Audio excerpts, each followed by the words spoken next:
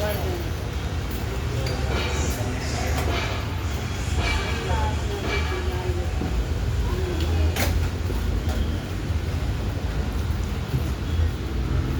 नमस्कार. कुठला आश्रम आहे? कुठे आहे? आजी नाव काय तुमचं?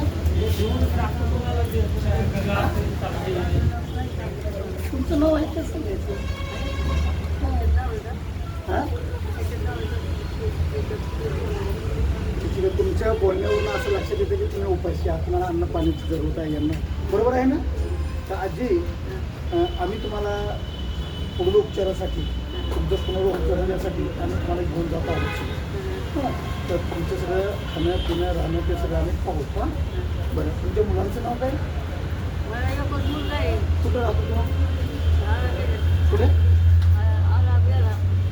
आला बेला बेला आला बेला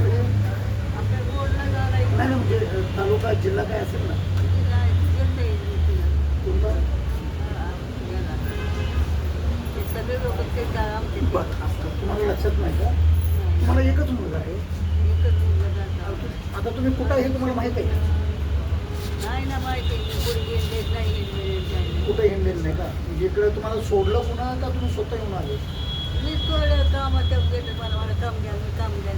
अच्छा, म्हणजे तुम्ही काम शोधत शोधत तुम्ही इकडे आलात. आता कुठं आहे तुम्हाला हे माहीत नाही तुम्हाला. अच्छा, मग तुम्हाला घरी जायचं का मुलापाशी? मुलापाशी जायचं तुम्हाला?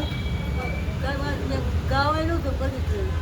हां गाव तुम्हाला गावाला जायचं तुमच्याशी नको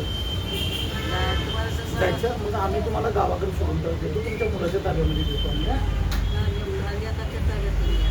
कुठं घेतो?